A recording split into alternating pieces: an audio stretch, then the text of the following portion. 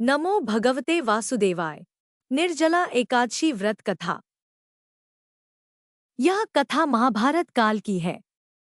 एक बार महर्षि व्यास ने भीम से कहा, हे पांडुपुत्र, यदि तुम नरक के कष्टों से बचना चाहते हो तथा मोक्ष प्राप्त करना चाहते हो, तो तुम्हें भगवान विष्णु की पूजा करनी चाहिए, दान करना चाहिए तथा प्रत्येक मास की दोनों एकादशी तिथियों को व्रत करना चाहिए।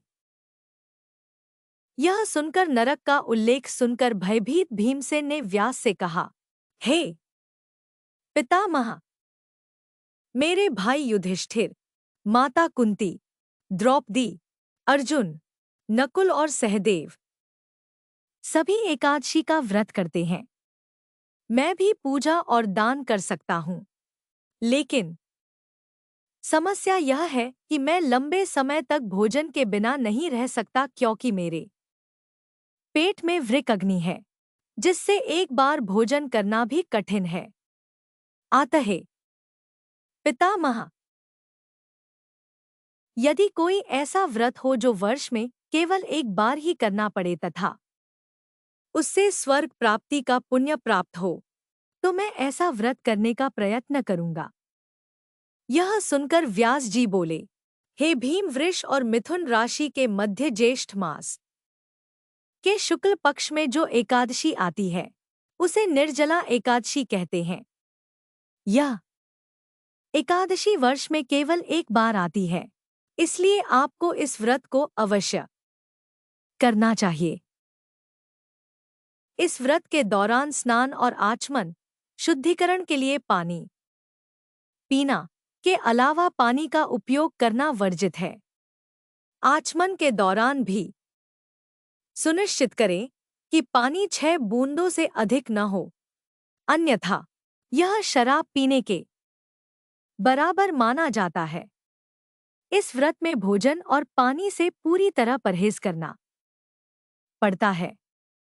यदि कोई ज्येष्ठ शुक्ल एकादशी को सूर्योदय से लेकर द्वादशी को सूर्योदय तक जल नहीं पीता है, तो उसे वर्ष की सभी 24 एकादशियों पर व्रत रखने का पुण्य प्राप्त होता है। द्वादशी तिथि को ब्रह्मा मुहूर्त में उठकर स्नान करना चाहिए और ब्राह्मणों को दान देना चाहिए। इस दिन नमो भगवते वासुदेवाय मंत्र का जाप करना चाहिए। इसके बाद स्वयं भोजन करने से पहले ब्राह्मणों तथा किसी भूखे व्यक्ति को भोजन कराना चाहिए।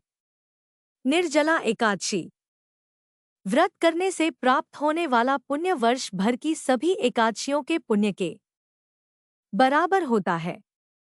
व्यास जी ने कहा, हे पुत्र, इस एकादशी का महात्म्य मुझे स्वयं भगवान विष्णु ने बताया है। इस दिन भगवान विष्णु की सच्ची भक्ति से प्राप्त होने वाला पुण्य सभी तीर्थों और दानों से बढ़कर होता है। जो व्यक्ति एक दिन बिना पानी के रहता है, वह जन्मों के पापों से मुक्त हो जाता है। जो लोग निर्जला एकादशी का व्रत करते हैं, उन्हें मृत्यु के समय यम के दूतों की यातना नहीं सहनी पड़ती, बल्कि भगवान के दूत उन्हें दिव्य वाहन में बिठाकर स्वर्ग ले जाते हैं। व्यास के निर्देशों का पालन करते हुए भीम ने निर्जला एकादशी व्रत रखा। नमो भगवते वासुदेवाय। वीडियो को लाइक, सब्सक्राइब करें।